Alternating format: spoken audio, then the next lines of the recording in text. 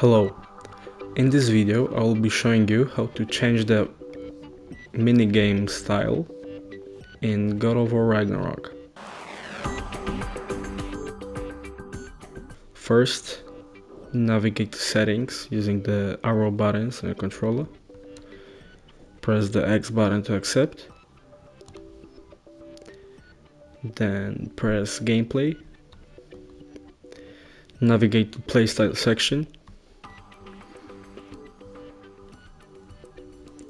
And then using the arrow buttons, change the minigame style to precision, single button, auto, depending on your preference.